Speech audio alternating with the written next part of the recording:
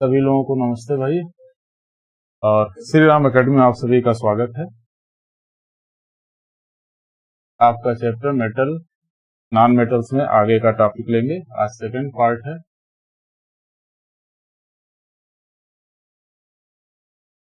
चलिए, लोगों ने मैसेज लिख दिया, आवाज क्लियर है, ओके। तो आगे टॉपिक बेटा शुरू करते हैं। कल हम लोगों ने पढ़ा था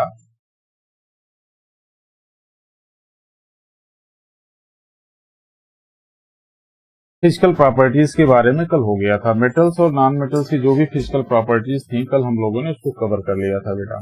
और आज हम लोग केमिकल प्रॉपर्टीज पर आएंगे, ठीक है। केमिकल प्रॉपर्टी, स्क्रीन थोड़ी बड़ी करते हैं।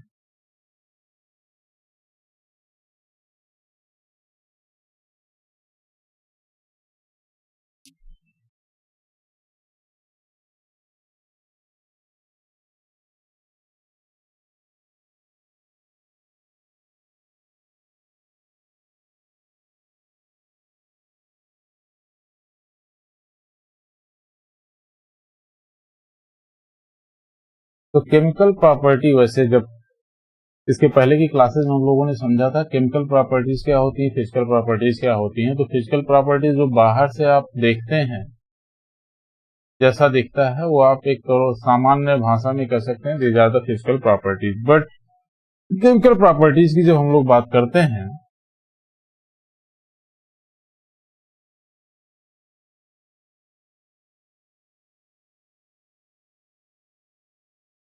तो हम कहते हैं दो चीजें आपस में मिलकर के एक नई चीज बना दे, या किसी चीज में कुछ इस तरह की प्रक्रियाएं या चेंजेस हों, मीन्स कोई भी ऐसा चेंज जो उसकी प्रकृति को ही बदल दे और एक नई चीज बन जाए, वो केमिकल चेंज है। फिजिकल चेंज और केमिकल चेंज आपने पढ़ा है। तो यहाँ पर केमिकल प्रॉपर्टीज में यही हम पढ़ेंगे, कुछ चीजें मिलती हैं आपस में और फिर एक नई चीज का क्रिएशन हो जाए, नई चीज बन जाए। इस तरह का मेटेलिक प्रॉपर्टी मीन्स दो मेटल या एक मेटल एक नॉन मेटल के साथ रिएक्शन हो जाए, या किसी अन्य केमिकल जो कि हम लोग जानते हैं उनके साथ रिएक्शन हो जाए, तो इनमें किस तरह का परिवर्तन आता है, क्या चीजें बनती हैं, उन्हीं के बारे में अध्ययन करना है, ठीक है।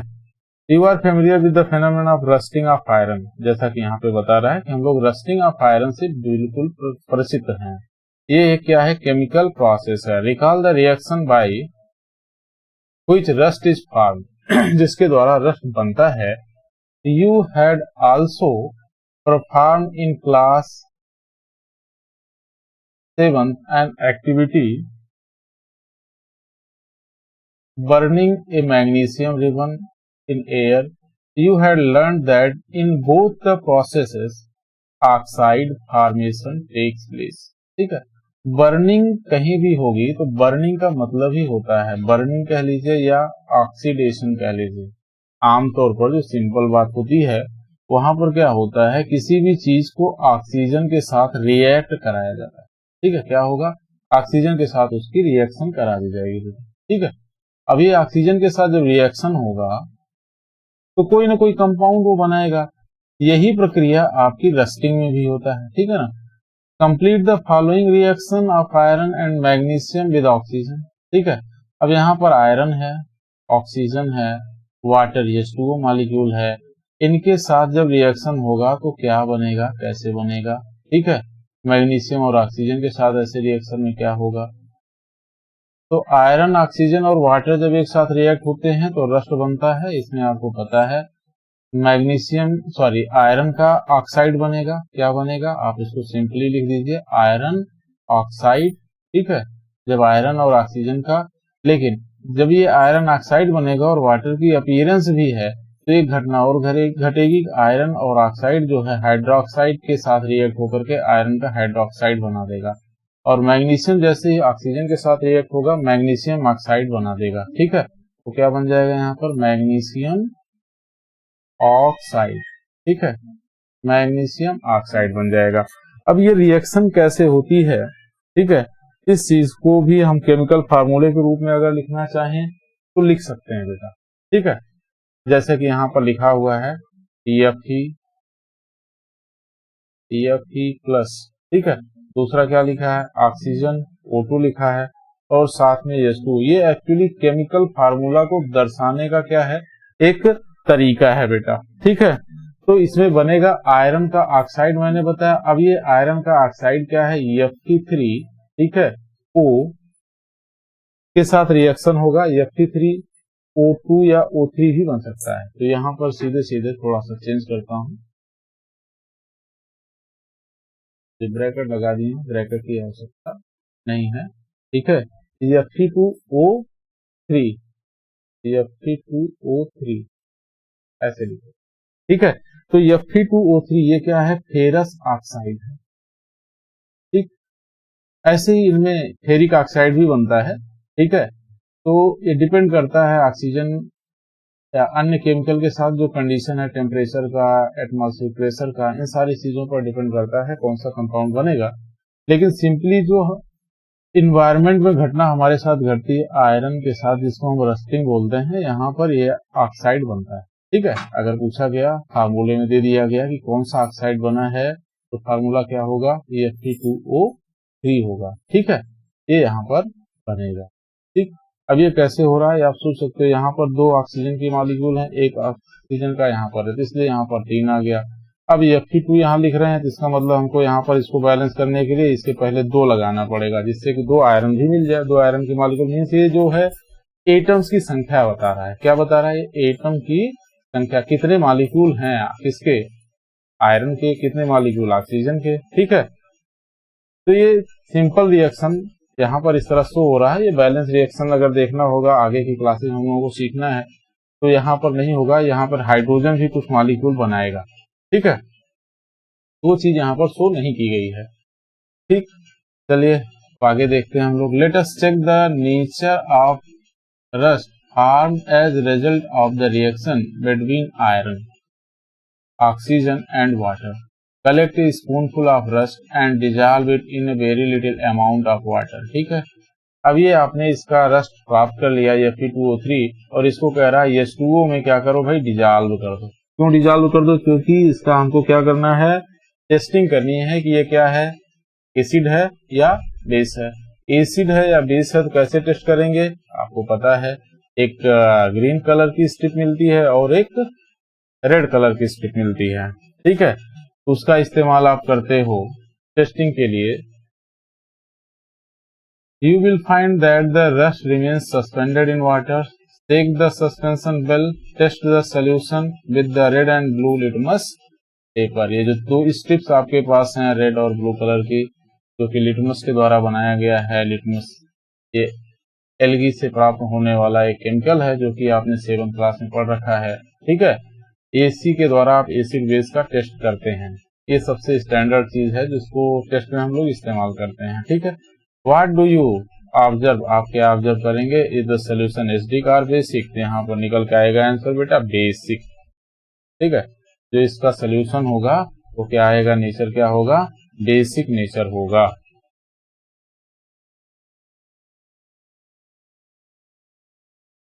फिगर में अगर आप ध्यान से देखें,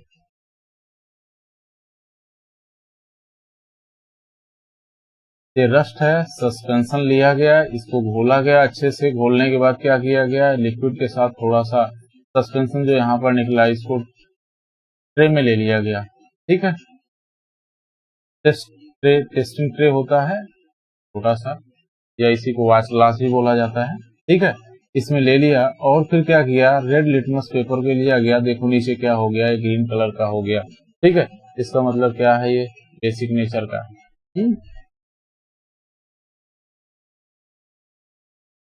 नेक्स्ट आपका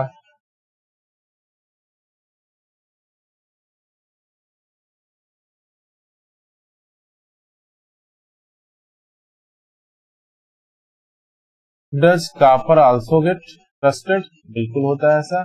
I have seen A greenish deposit, कई बार जो पूजा वूजा करने वाला लोटा होता है, ठीक है, कॉपर का बना हुआ लिया जाता है, तो आप देखते हैं उसमें पानी भरे रखने के कारण क्या होता है, वो ग्रीन कलर का हो जाता है। उसमें जो जंग लगता है, लोहे को कहा जाता है रस्टिंग, उसका तो लगभग ब्लैक कलर कह लीजिए, ठीक है। लेकिन यहाँ पर क्या होता है, ग्रीन कलर का जंग लगता है, इसमें रस्टिंग होती है जो on the surface of the copper vessels, ठीक है। When a copper vessel is exposed to moist air for long, it acquires a dull green coating, वो अपने ऊपर क्या होता है, एक डल ग्रीन कलर की कोटिंग को एब्जॉर्ब कर लेता है, धारण कर लेता है। Green material is a mixture of copper hydroxide, ठीक है। ये ग्रीन मिक्सचर क्या होता है, ये होता है copper hydroxide CuOH whole twice, CuOH whole twice, ठीक है। एंड कॉपर कार्बोनेट, दूसरा एक और कंपोनेंट बनेगा CuCO3, ठीक है।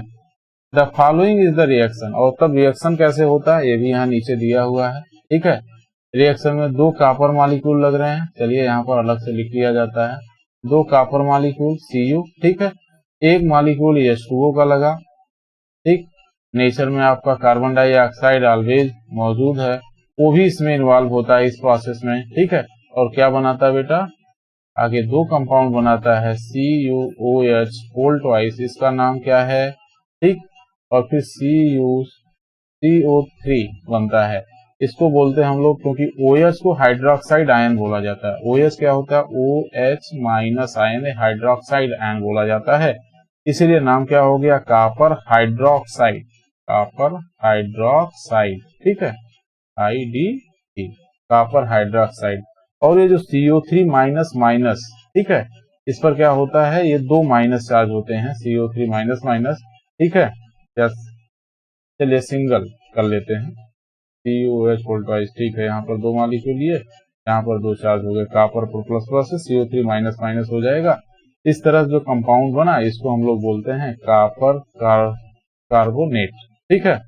क्या बोलेंगे, कॉपर कार्बोनेट, कॉपर कार्बोनेट, ठीक है। तो इस तरह से आप यहाँ पे देख रहे हैं क्या बन गया आपका, 2 मेजर कंपाउंड जब कॉपर हाइड्रोजन माने नमी की प्रेजेंस में ऑक्सीजन के साथ रिएक्ट करता है, ठीक है, साथ में कार्बन डाइऑक्साइड भी इन्वॉल्व होता है, तो आपको कॉपर के 2 कंपाउंड बनते हैं। एक कंपाउंड का नाम हो गया कॉपर हाइड्रोक्साइड और दूसरे का क्या हो गया, कॉपर कार्बोनेट। ये दोनों ही मिलकर के ग्रीनिश कलर जो है आपके जो क्रिस्टल्स होते हैं कॉपर के, जिससे जैसे आपको एग्जांपल दिया, पूजा पाठ में जल चढ़ाने के लिए अक्सर कॉपर के बर्तन का इस्तेमाल किया जाता है, तो सब क्या होते हैं, ग्रीन कलर के हो जाते हैं, ठीक है। जहां तक पानी का कनेक्शन रहता है, जहां तक कांटेक्ट रहता है, वहां पर वो ग्रीन कलर के हो जाते हैं। Now recall the activity of burning magnesium ribbon, the ash obtained on burning magnesium ribbon is dissolved in water and tested for its acidic basic nature. फिर हम इसके एसिडिक और बेसिक नेचर को check करेंगे, ठीक है बेटा। 1 मिनट रुक जाइएगा, थोड़ा सा एक बार मैसेज देख लेते हैं आप लोगों का।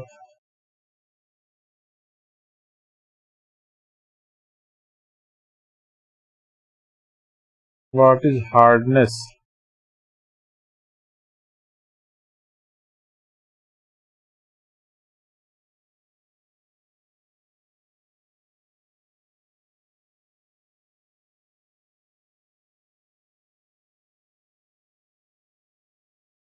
उत्तम जी पूछ रहे हैं व्हाट इज हार्डनेस, ठीक। चलिए हार्डनेस को थोड़ा सा पीछे ले लेते हैं, एक्सप्लेन कर देते हैं। हार्डनेस जो होती है,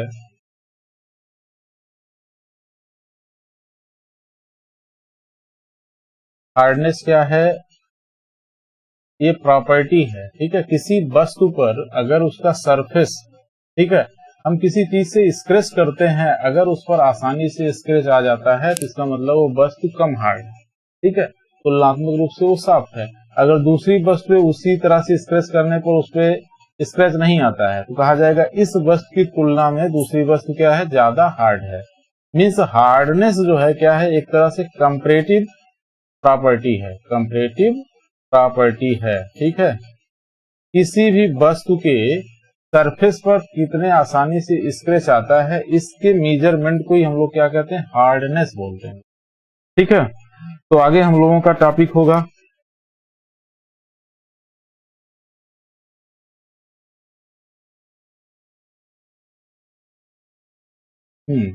तो यहां पर आ गई थी बात, ठीक है, पीछे लेते हैं। हम लोगों ने रिएक्शन पढ़ लिया ऑक्सीजन के साथ, किसका, एसिड, सॉरी मेटल का, ठीक है। तो मेटल के साथ जब रिएक्शन किया था, पीछे आपने फिगर देखा था, वहां पर ग्रीन कलर हो गया था, इसलिए उसको हम लोग क्या कहेंगे भाई, वो बेसिक नेचर का है, ठीक है। मीन्स जो ऑक्सीजन के बाद मैटर बन रहा, ऑक्सीजन के रिएक्शन के बाद जो भी मैटर मिला आपको मेटल से, तो क्या बनेगा, मेटल ऑक्साइड बनेगा, ऐसे लिख सकते हो उसको। सिंपली अगर जानना चाहो, जो भी मेटल आप लोगे उस मेटल का क्या होगा, वो ऑक्साइड होगा। और कोई भी मेटल का ऑक्साइड जो है वो क्या प्रॉपर्टी शो करता है, वो हमेशा बेस होता है।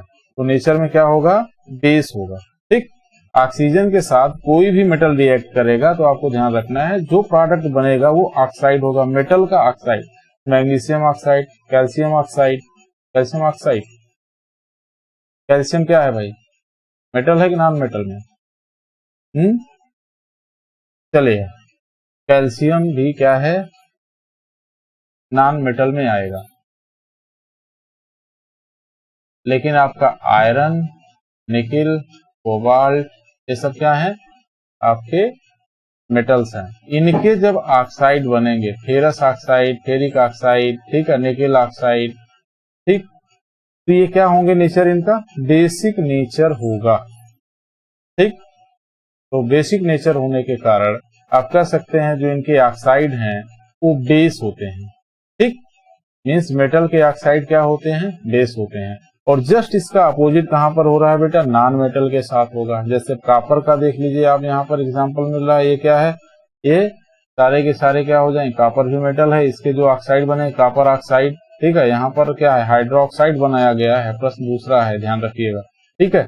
ये सब क्या हो जाएंगे, जो हाइड्रोक्साइड के साथ होंगे वो तो बेसिक नेचर नहीं शो करेंगे,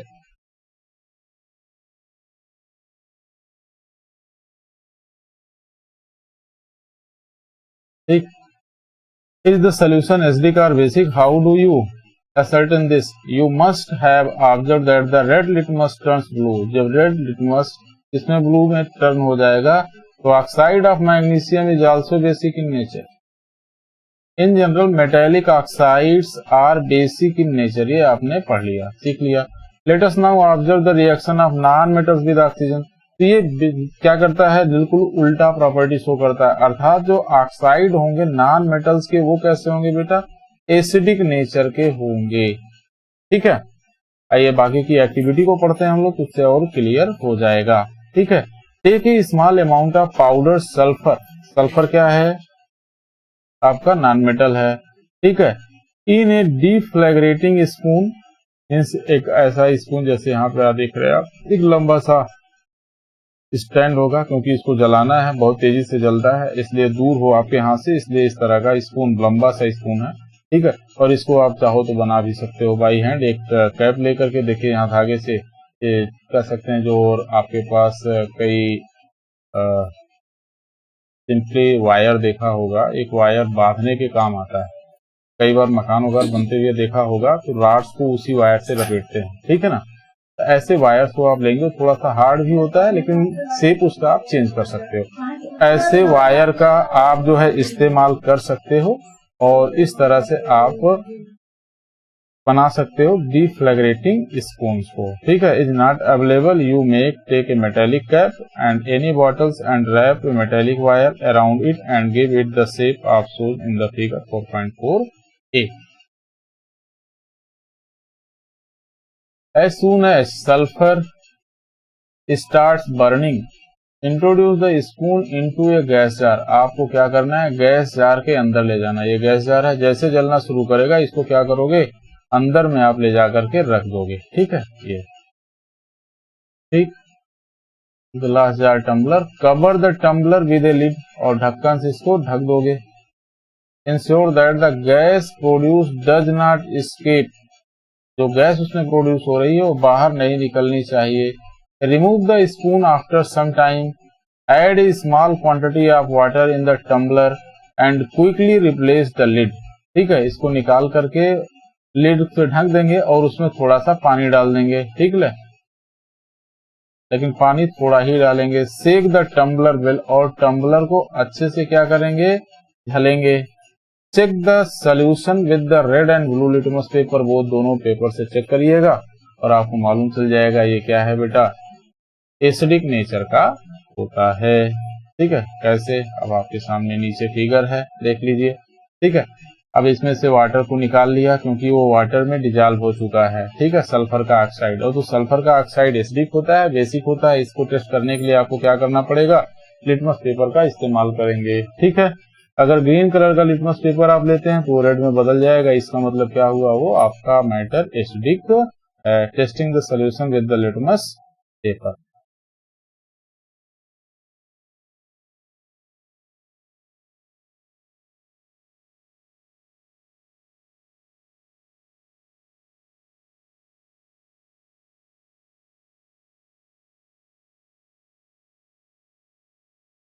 चलिए फिर आगे टॉपिक शुरू करने से एक बार आप लोगों का मैसेज और देख लेते हैं।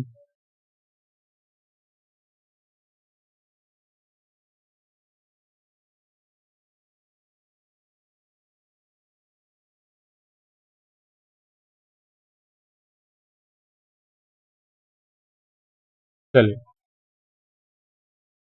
यहाँ पर table 4.4 metals and non-metals in acids and bases. Name of the base metal, name of the acid non-metal. ठीक है, और सारे ऐसे आपके सामने एसिड बेस के नाम सुना है, जैसे यहाँ पर कैल्शियम हाइड्रोक्साइड। ठीक है, कैल्शियम हाइड्रोक्साइड क्या है, कैल्शियम मेटल से बना हुआ है। ठीक है, ऐसी सल्फ्यूरिक एसिड, ठीक है, सल्फर है, सल्फर से बना हुआ है, क्या है बेटा, नॉन मेटल है। तो कैल्शियम हाइड्रोक्साइड मेटल कैल्शियम के द्वारा बनाया गया है, तो इसका नेचर कैसा होगा। ठीक है, ये एसिड है, क्यों, क्योंकि आप जानते हैं जो भी नॉन मेटल्स होते हैं उनके यदि हम ऑक्साइड्स बनाते हैं तो वो ऑक्साइड क्या बनने वाले हैं, किस नेचर के होने वाले हैं, एसिडिक नेचर के होंगे, इसलिए वो एसिड बनाएंगे। और ऐसी जो भी मेटल्स के हैं, कैल्शियम, मैग्नीशियम, आयरन, ठीक है, जिंक, एल्यूमिनियम, ये सारी चीजें हैं, क्या है, ये आपके मेटल्स हैं। इनके जितने भी ऑक्साइड होंगे या हाइड्रोक्साइड होंगे वो क्या बनाएंगे, ऑक्साइड या हाइड्रोक्साइड जो भी बनेंगे वो सब किस नेचर के होंगे, बेस नेचर के होंगे। ठीक है, वो सब बेसिक होंगे। ऐसे ही सल्फर में अगर आप देखेंगे, सल्फर का हो गया H2SO4 सल्फ्यूरिक एसिड, ऐसे ही नाइट्रोजन का हो गया नाइट्रिक एसिड। ठीक है, अन्य ऐसे अन्य मेटल्स ही अपने ऑक्साइड बनाएंगे, दैट इज नेचुरली क्या होंगे बेटा, ये सब के सब एसिड होंगे। ठीक है, the name of the product form in the reaction of sulphur and oxygen is sulphur dioxide gas. ठीक है, SO2 gas. When sulphur dioxide is dissolve in water, ठीक है, ये क्या बना दिया, सल्फ्यूरस एसिड बना देता है। सल्फ्यूरस और सल्फ्यूरिक दो एसिड होते हैं। ठीक है, H2SO4, ठीक है, H2SO3, ठीक है, ये दो एसिड होते हैं। The reaction can be given as follows.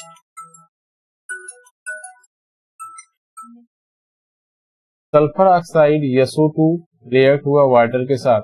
ठीक है, मीन सल्फर ने पहले ऑक्सीजन के साथ रिएक्शन किया तो क्या बना दिया, SO2 बना दिया। ठीक है, अब SO2 बनने के बाद SO2 ने रिएक्शन किया किसके साथ, H2O के साथ, और क्या बनाएगा, सल्फ्यूरस एसिड बनाएगा, H2SO3। The sulphurous acid turns blue litmus paper into red. Generally oxides of non metals are acidic in nature. ये महत्वपूर्ण पॉइंट यहाँ पे निकल के आ गया। Recall the name of the some of the laboratory acids and base you have read in class 7। Note down their names in table 4.4 जो ऊपर दी गई है। Identify the metals are non metals present in them which forms oxides with oxygen, जो oxides बनाते हैं oxygen के साथ। ठीक,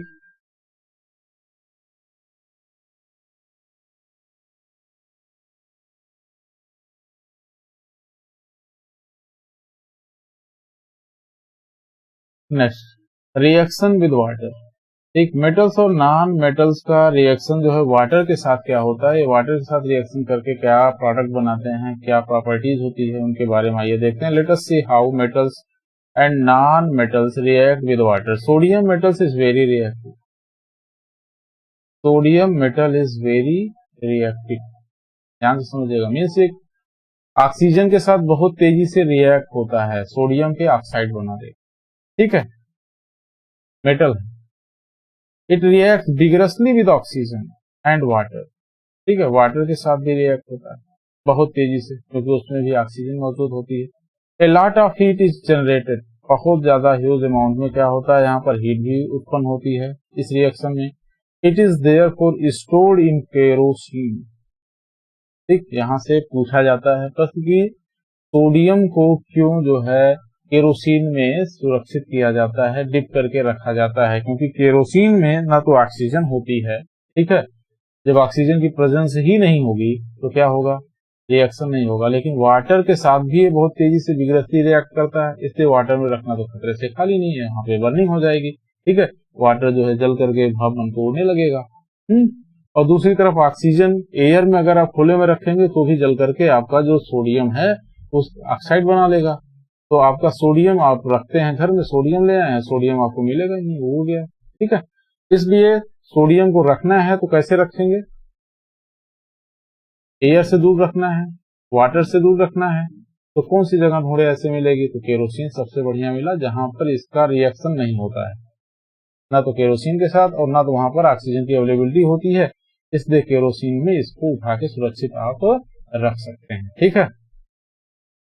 activity 4.5 to be demonstrated by the teachers, ऐसा टीचर्स की उपस्थिति में करिएगा। During demonstration special care should be taken that the size of the sodium metal piece is रफली the size of a wheat grain, एक छोटे से व्हीट ग्रेन से ज्यादा बड़ा ना हो, व्हीट माने जानते हैं गेहूं के दाने से बड़ा ना हो, क्योंकि ये बहुत ही विगरसली रिएक्ट होता है, बहुत ज्यादा मात्रा में हीट उत्पन्न करता है। It should be held with a paper of tong, और वो भी हाथ या किसी चीज से ना टच करें, बल्कि क्या करें, पेपर पे रखें, और वो भी चिमटी के द्वारा, ठीक है।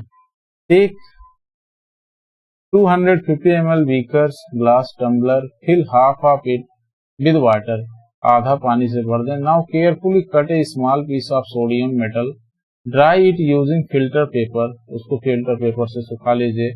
Rap it in the small piece of cotton, ठीक है, और उसको कॉटन की पीस में संभाल के रखिए। क्यों रखिए, क्योंकि एयर बाहर मिलेगा, जब तक वो ड्राई नहीं था, ठीक है, तब तक वो रिएक्शन नहीं कर पाया ऑक्सीजन के साथ। लेकिन अब जो सुखा करके आपने रख लिया है तो ऑक्सीजन बहुत तेजी से वहां पर अवेलेबल होगा और जलने लगेगा। Put the sodium piece wrapped in cotton into the beaker, और कॉटन के साथ ही वाटर में डाल दीजिए। ऑब्जर्व केयरफुली, अब जैसे जैसे वाटर सोडियम के पास पहुंचता है, सोडियम के साथ बहुत तेजी से रिएक्शन करने लगता है और बहुत तेजी से वहां पर क्या होती है, लाइट जलने लगती है, ठीक है। When reaction stops, touch the beaker. What do you feel? Beaker आपका काफी गर्म हो गया है। Has the beaker become hot? Test the solution with red and blue litmus paper. Is the solution is acidic or basic? अब आप यहाँ पर जो सोल्यूशन होगा उसको चेक करेंगे कि वो कैसा होगा, किस नेचर का होगा, ठीक है, क्योंकि यहाँ पर भी ऑक्साइड बना है और सल्फर क्या है, एक आपका क्या है भाई, नॉन मेटल है। ध्यान तो आपको लग रहा आ रहा है। चलिए आप लोगों का मैसेज भी देख लेते हैं।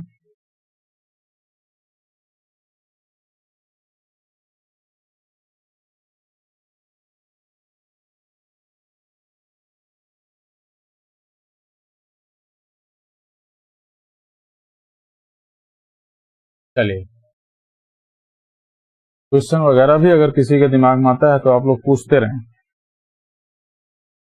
तो आपने देखा कि सल्फर का रिएक्शन, ठीक, सॉरी सोडियम एक मेटल है, मेटल का रिएक्शन आपने किसके साथ देखा, ऑक्सीजन के साथ देखा। और मेटल ने जो भी प्रोडक्ट बनाया वो ऑक्साइड बनाएगा, तो उसका ऑक्साइड कैसा होगा आपको पहले से पता है।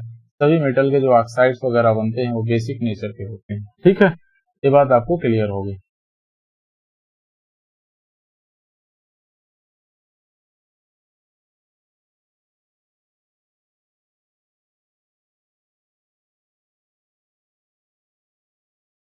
You observe that the sodium reacts vigorously with water. Some other metals do not do so. ठीक है, दूसरे मेटल्स वाटर के साथ इतनी तेजी से रिएक्शन नहीं करते हैं, इसका मतलब कुछ ज्यादा रिएक्टिव होते हैं, कुछ कम रिएक्टिव होते हैं, ठीक है। For example iron reacts with water slowly, जंग लगता है बहुत लंबे टाइम, ऐसा होगा कि नहीं, सालों साल में लगते हैं, ठीक है। कई बार तो जो जल्दी लग जाते हैं, एक सीजन बारिश की आती है तो जंग लग जाता है, ठीक है। तो मीन्स लेकिन लंबा समय लगता है। आप सामने आप रख करके उसको देखेंगे तुरंत जलने नहीं लग जाएगा, लेकिन जैसे ही आपने सोडियम को क्या किया, वाटर में डाला, तुरंत ही जलने लगा। ठीक है। Generally non metals do not react with water, though they may be very reactive in air. जो नॉन मेटल्स होते हैं वो क्या होते हैं, वाटर के साथ आमतौर पर रिएक्शन तो नहीं करते, लेकिन वो रिएक्टिव होते हैं एयर में, मीन्स हवा के साथ उनका रिएक्शन बहुत फास्ट होता है। Such non metals are stored in water, उनको आप क्या कर सकते हो, वाटर में स्टोर कर सकते हो। ऐसे नॉन मेटल जो कि बहुत रिएक्टिव होते हैं और एयर के साथ रिएक्ट कर जाते हैं, तो एयर से कांटेक्ट खत्म करने के लिए क्या करते हैं, उनको आप वाटर में रख लेते हैं, क्योंकि वाटर में क्या है, वो वाटर के साथ रिएक्ट नहीं होते। सोडियम के साथ समस्या क्या थी, वो ऑक्सीजन के साथ भी, मैंने एयर के साथ भी रिएक्ट होता था और H2O के साथ भी बहुत तेजी से रिएक्शन करता था। इसलिए उसको ना तो वाटर में रख सकते थे ना तो एयर में रख सकते थे। रखोगे कहाँ पर उसको, फाइनली उसको रखना ऐसी जगह पर है जो जहां पर ये दोनों चीजें ना अवेलेबल हो, इसीलिए आपने वहां पर केरोसिन के अंदर रख लिया था। For example phosphorus is very reactive non metals. ठीक है, ये क्या है, वेरी रिएक्टिव नॉन मेटल्स है। It catches fire if expose in air, अगर आप फास्फोरस को बाहर छोड़ दो तो क्या करेंगे, आग पकड़ लेंगे। To prevent the contact of phosphorus with atmospheric oxygen it is stored in water, इसको क्या करते हैं, वाटर में स्टोर कर सकते हैं। ठीक है। अब रिएक्शन विद एसिड्स, एसिड्स के साथ मेटल्स और नॉन मेटल्स का बेटा हम लोगों को रिएक्शन देखना है। ठीक है। Let us see how metals and non metals behave with acids. ठीक, आइए इसके लिए हम लोग एक एक्टिविटी देखते हैं। आप लोगों का देख रहा हूं सिर्फ मैसेजिंग चल रही है कुछ ज्यादा, इतनी मैसेजिंग ठीक नहीं है भाई। क्वेश्चन वगैरह टाइप करिए, आपस में इस तरह की मैसेजिंग गुड नहीं है बिल्कुल भी। चलिए, एक्टिविटी 4.6 वार्निंग यहाँ पे पहले दी गई है। Keep the mouth of the test tube away from your face, जो टेस्ट ट्यूब का माउथ है वो आप अपने फेस से दूर रखेंगे। यूज टेस्ट ट्यूब होल्डर, और टेस्ट ट्यूब होल्डर का ही इस्तेमाल करेंगे, किसी भी कीमत पर उसे हाथ से नहीं टच करेंगे। Take a sample of metal and non metal listed in table 4.5 in separate test tubes and label them as A, B, C, D and F. With the help of dropper, add 5 ml of dilute hydrochloric acid, dilute के साथ ही reaction करना है। ठीक है। तो each test tube 1 by 1, एक एक test tube में जो आपने मेटल्स नॉन मेटल्स लिए हैं उनमें आप क्या करेंगे, एसिड को डालेंगे। ठीक है। और वो कैसा एसिड डालेंगे, डाइल्यूट डालेंगे। हाइड्रोक्लोरिक एसिड मीन्स HCl को आपको डालना है। Observe the reaction carefully. If no reaction अगर इन द कोल्ड सोल्यूशन, अगर कोल्ड सोल्यूशन में, ठीक है, ये रिएक्शन नहीं होता है, ठीक, तो वार्म करेंगे। ठीक है, वार्म टेस्ट ट्यूब जेंटली, तो उसको धीरे धीरे टेस्ट ट्यूब को गर्म करेंगे। Bring a burning match stick near the mouth each of test tube, प्रत्येक टेस्ट ट्यूब में क्या करना है आपको, माउथ पर, टेस्ट ट्यूब के ऊपर, यदि टेस्ट ट्यूब है, टेस्ट ट्यूब के माउथ पर जैसे ही आप जलती हुई तीली ले जाएंगे तो तीली क्या होगी, बुझ जाएगी, क्योंकि हाइड्रोजन गैस यहाँ पर रिलीज होती है। आगे यही बताने वाले हैं। Repeat the same activity using the dilute sulphuric acid, फिर दोबारा यही एक्टिविटी हम डाइल्यूट सल्फ्यूरिक एसिड के साथ करेंगे। सेम घटना वहां पर भी घटेगी। Instead of the dilute hydrochloric acid, record your observation in table 4.5। अभी आपको सिर्फ अंतर इतना मिलेगा, कोई हाइड्रोक्लोरिक एसिड के साथ रिएक्ट आसानी से कर गया, कोई जो है H2SO4 के साथ किया तो हाइड्रोक्लोरिक के साथ नहीं किया, कोई हाइड्रोक्लोरिक के साथ किया तो H2SO4 के साथ नहीं किया, बल्कि गर्म करने के बाद वो H2SO4 के साथ रिएक्ट हुआ या HCl के साथ रिएक्ट हुआ। इस तरह की घटनाएं आपको यहाँ पर मिलने वाली हैं। ठीक है। एक्सपेरिमेंट में मैग्नीशियम रिबन आपने लिया, एल्यूमिनियम फॉयल लिया, आयरन फिलिंग्स ली, कॉपर फील्ड फ्लेक्सिबल वायर ले लिया, चारकोल और सल्फर को आपने लिया, जो कि दो नॉन मेटल्स हैं। ठीक है। इनके साथ आप रिएक्शन कराएंगे, हाइड्रोक्लोरिक एसिड के साथ, सल्फ्यूरिक एसिड के साथ। ये आपका एक एक्सपेरिमेंट है जो आपके यहाँ लैब में पॉसिबल है करना। ठीक है। जब कभी स्कूल खुलेगा इस एक्सपेरिमेंट को हम लोग कर सकते हैं।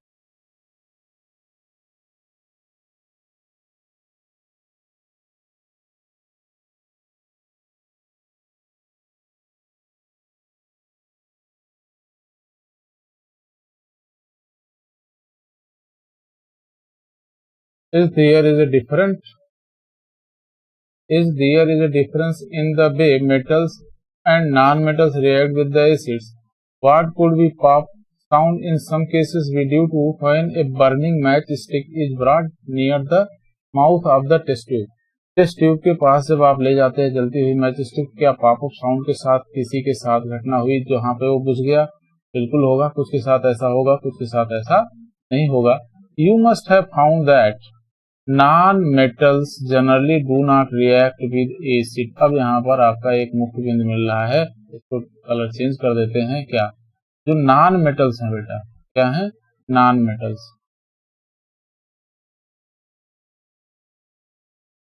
Non metals generally do not react with acid, वो एसिड के साथ सामान्यतः रिएक्ट नहीं करते। जनरली ये टर्म आप लगा के रखना। But metals react with acid and produce hydrogen gas. पहले ही बताया था जो मेटल होते हैं वो हाइड्रोजन गैस को प्रोड्यूस करते हैं। That Burns with pop up sound, जो कि पॉप अप साउंड के साथ बर्न करते ही तीली को क्या करेंगे? बुझा देंगे। Must have notice that copper does not react with. अब आपको यहाँ पर एक और फैक्ट मिल रहा है, ठीक है, वो क्या कि copper does not react with dilute hydrochloric acid even on heating. एक इसमें से ऐसा है, कॉपर मीन्स क्या हुआ? बहुत कम रिएक्टिव है, ठीक है। कॉपर क्या है? बहुत कम रिएक्टिव है। डाइल्यूट हाइड्रोक्लोरिक एसिड के साथ इसको आप रिएक्ट कराते हो और हीट भी करते हो, तब भी आसानी से रिएक्ट नहीं करता है। But react with sulphuric acid, लेकिन हाइड्रोक्लोरिक एसिड के साथ रिएक्ट नहीं हुआ, लेकिन यही सेम क्या करेगा? सल्फ्यूरिक एसिड के साथ रिएक्ट कर जाएगा, ठीक है। इसका मतलब सल्फ्यूरिक एसिड जो है मोर रिएक्टिव है देन HCl। कॉन्सेप्ट निकल के आता है, ठीक है। रिएक्शन विद बेस, ऐसी ही रिएक्शन हम बेस के साथ कराएंगे बेटा।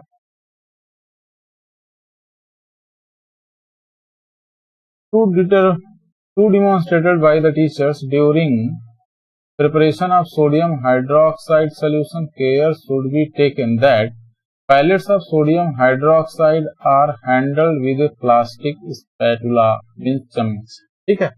प्लास्टिक का बना हुआ चम्मच हम इस्तेमाल करेंगे, किसको निकालने में, हैंडल करने में? सोडियम हाइड्रोक्साइड को, ठीक है। सोडियम हाइड्रोक्साइड मतलब हो गया NaOH, ठीक है। NaOH के पैलेट का मतलब क्या होता है? कण, ठीक है, टुकड़े। Prepare a fresh solution of sodium hydroxide in test tube by dissolving 3 to 4 pellets, कण, ठीक है, of its in ml 5 ml water, 5 ml water में drop a piece of aluminum foil into it, और फिर क्या डाल दीजिए? एक एल्यूमिनियम की पीस इसमें डाल दीजिए। Bring a burning match stick near the mouth of the test tube, observe carefully, ठीक है। फिर आपको ध्यान से देखना है क्या होगा, ठीक है। What does the pop-up sound indicate? As before, the pop-up sound indicates the presence of hydrogen gas, ठीक है। तो ये क्या बता रहा है? H2 गैस भी निकल रही है फिर से, ठीक है। हाइड्रोजन गैस निकल रही है, किसके साथ? जब इसको हम बेस के साथ रिएक्ट करा रहे हैं, किसको करा रहे हैं? मेटल्स को। इसका मतलब मेटल्स जब रिएक्ट होता है बेस के साथ तब भी हाइड्रोजन प्रोड्यूस करता है H2 मॉलिक्यूल, ठीक है। Metal react with sodium hydroxide and produce hydrogen gas, ठीक है। Reaction of non metal with base are very complex, ठीक है। ये बहुत आसान नहीं है, ये जटिल प्रक्रिया होती है और रिएक्शन करते हैं, लेकिन वहां पर अलग अलग तरह के रिजल्ट आपको मिलेंगे, ठीक है। कहीं पर हाइड्रोजन गैस निकलेगी, कहीं पे कुछ और घटनाएं घटेंगी, ठीक है, होगा, लेकिन वो बिल्कुल डिफरेंट होती हैं, ठीक। उनका अलग परिणाम दिखाई देता है। जैसा आपको मेटल के साथ रिएक्शन में दिख रहा है ऐसा नहीं दिखेगा। यहाँ पर हाइड्रोक्साइड के साथ रिएक्ट करने पे हाइड्रोजन गैस को रिलीज करते हैं ये मेटल्स, ठीक है, ये आपको ध्यान रखना है। फिर अगला है displacement reaction. Reaction with acid and base आपने देख लिया। Recall the activity of reaction between copper sulphate and iron that you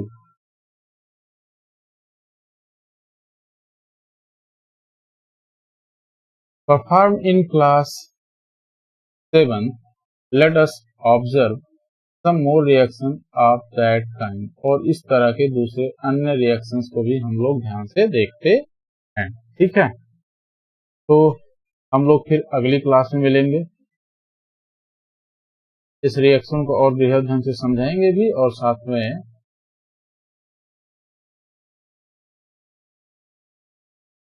thank you. जिन लोगों ने अभी तक सब्सक्राइब नहीं किया है, नए लोग भी जो जुड़े हैं वो सब्सक्राइब भी कर लेंगे बेटा।